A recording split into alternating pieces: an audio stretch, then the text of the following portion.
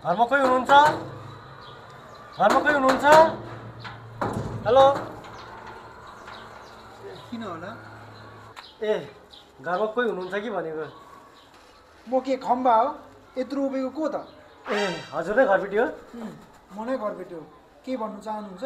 ए हजुर कोठा खाली छ होला हजुर? छ तर सब प्याक छ। ए नजिस्किनु न, छ भने एउटा कोठा मिलाइदिनु न प्लिज। कतिजना बस्ने हो?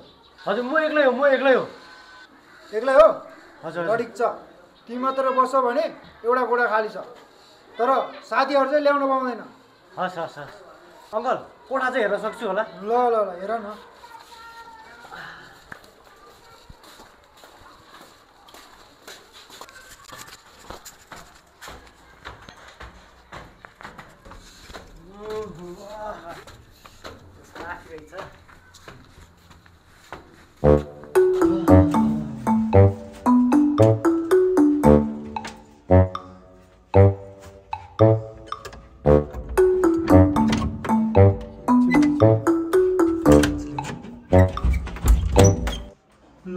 यही हो कोठा।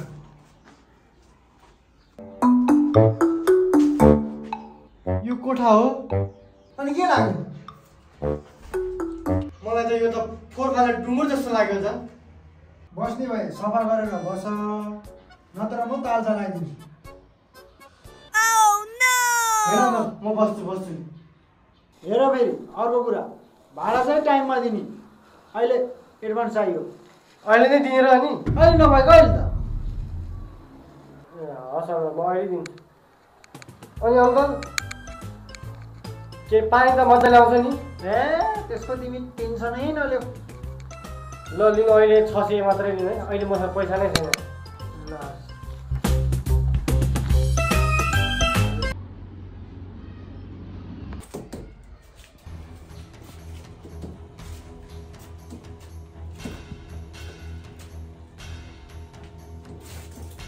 ल अङ्कल खोइ त यार, धारा पानी नै आएको छैन त यार। हेर अब पानी चाहियो भन्दा बढी भाडामा थापेपछि कहाँ पुग्छ? हे अङ्कल, ननुहाएको 1 महिना भइसक्यो, खै पानी खै त। हेर बाबु, पानी भनेको टाइममा आउने चिज हो, टाइममा थाप्नुपर्छ, बुझ्यौ नि?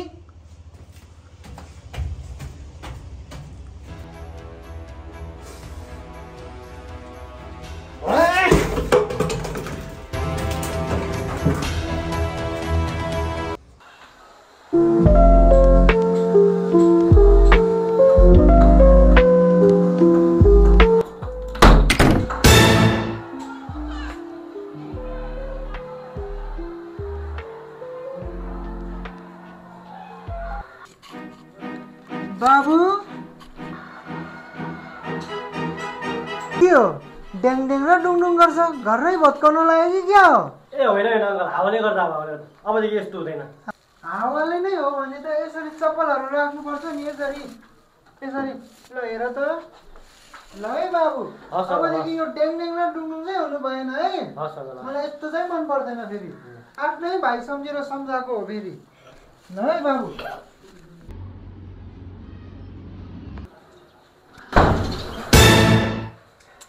थुक्क साला, फेरि सुटु आएर ज्ञान दिने भयो। ए बाबु, हजुर अङ्कल। के हो तिम्रो पारा चाहिँ मलाई ठिक लागेन है। झन् हिजो त्यत्रो सिकाएर गएको होइन, चप्पलहरू यसरी राख्नुपर्छ भनेर त्यत्रो सिकाएको होइन, फेरि ड्याङ र डुङडुङ छ है। ए अङ्कल, हावा कति बेला आउँछ थाहै हुँदैन नि, के थाहा अब हावाको भरै हुँदैन नि। हेर बाबु, यो लास्ट टाइम आइनदेखि यस्तो भयो भने म कोठाबाट बाहिर निकालिदिन्छु। हस् अङ्कल, अबदेखि यस्तो हुँदैन। विचार गर है, विचार गर। आफ्नै मान्छे सोचेर झन् त्यत्रो सम्झाएको हिजो।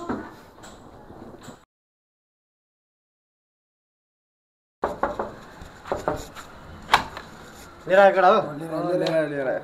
ल ठिक छ, जुत्ता चाहिँ के अरे भित्रैको लागि? ए खाली खाली।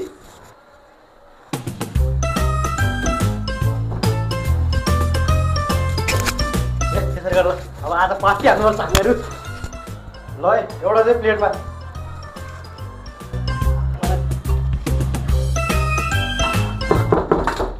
फेरि पो आएछ।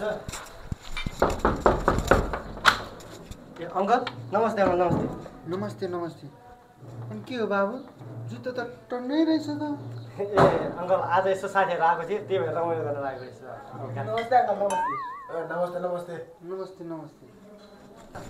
ल ठिक छ हल्ला चाहिँ धेरै गर्ने होइन। अनि अर्को कुरा सधैँ यस्तो केटाहरू चाहिँ ल्याउने होइन फेरि। हस् अङ्कल ल है हस्। सालाहरूलाई उनीहरूलाई जुत्ताभित्र लिएर राख भने होइन। यस्तो म के भन्नु रुम चार्ज हुन्छ बरु। अब रुम सर्दा हुन्थ्यो नि अरू ठाउँमा चाहिँ भनेको जस्तो कहाँ पाउँछ र। त्यसले घरबाट पुलिस जस्तो रहेछ, जासुसी गर्ने रहेछ। छोड्दै यो बुढोको कुरा बुढो जहिले ल्याङ गर्न आउँछ। खाइ ल सिधन केटाहरूले सिधन लिएर आएन छ है। ल सिधन ल त्यही अब के भने गिलास तिनवटा छैन, एकजना प्लेटमा खाऊ। गिलास बन्दमै खाने हो। ल प्लेटमा त खाने हो। ल ल ल जुले मागड उयो गिलासमा खानु पर्ने त्यसले। ल हाल त ल ल चेस चेस ल है चेस।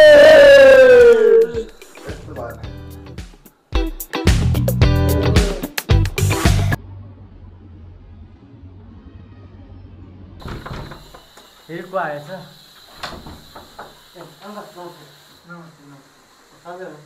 बस्नु चिया खानु बस्नु बस्नु न यता बाहिर।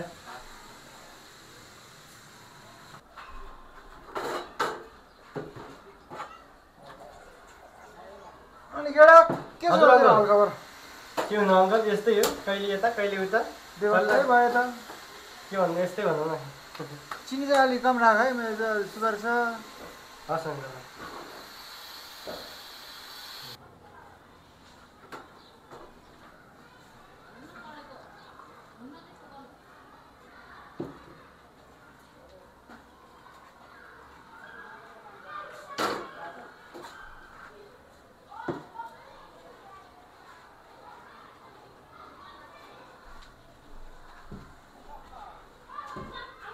अङ्कल लिनु न चिया।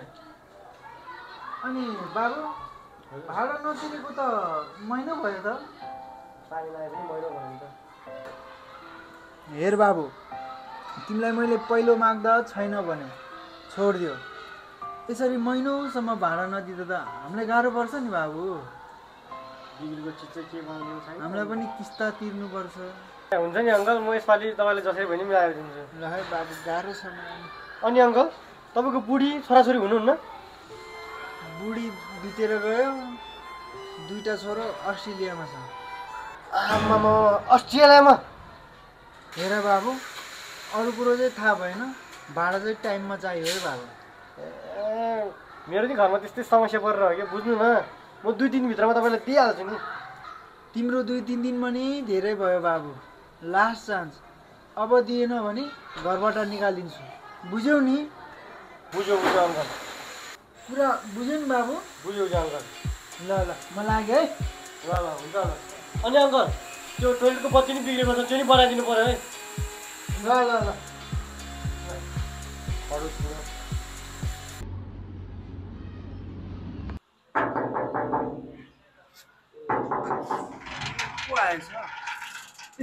नमस्कार सर। नमस्कार नमस्कार।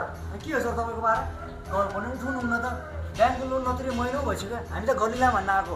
होइन सर, घरैकी समस्याले गर्दाखेरि अलिकति ढिला भयो। अब एकचोटिलाई चान्स दिनु पर्यो सर। यस्तो कहाँ हुन्छ सर? तपाईँ हामी गरेर कल त उठाउनु हुन्न, यसरी कसरी हुन्छ? अबको 3-4 दिनमा भनिदिन्छु, प्लिज लास्ट चान्स दिनु सर।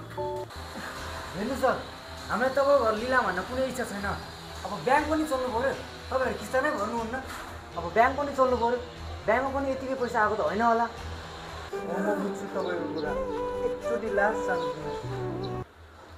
हे भगवान्, हेर्नुहोस् योपालि तपाईँको अनुहार हेरेर छोड्दैछु। यो चाहिँ लास्ट चान्स हो नि।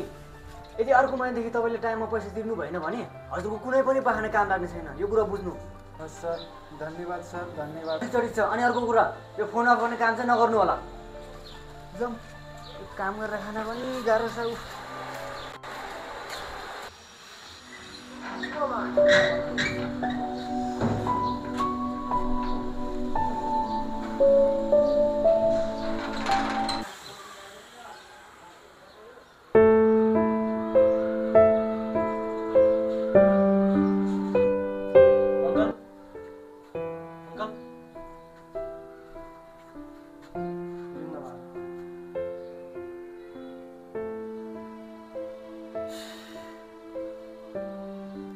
अङ्कल, हामीले टाइममा भाडा नदिएको कारणले आज यस्तो भयो।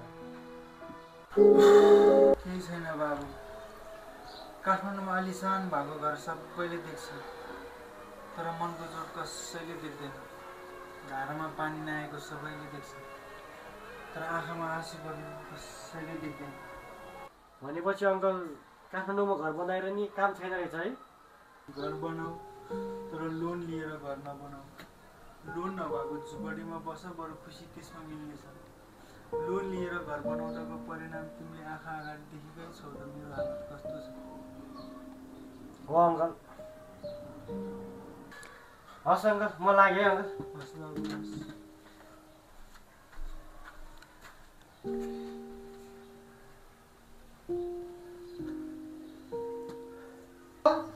अङ्कल, तपाईँलाई भेट्न मान्छे आउनु भएछ। अङ्कल, अङ्कल,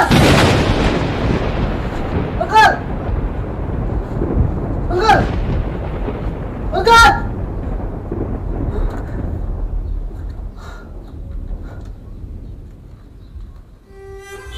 मेरो छोरा हो, मैले तिमीहरूलाई घर जग्गा लोनमा राखेर पढायो, विदेश पठायो। तिमीहरूले मलाई हेरेन। अहिले घर ब्याङ्कको लोनले खायो, मैले तिर्न सकेन। अब बुढेसकाल लागिसक्यो। अहिले आएर घरबार विहीन हुनु मेरो आत्माले मानेन। त्यसैले मैले यो कदम चाल्न पुगेँ। उही तिम्रो बुवा छिरिङ।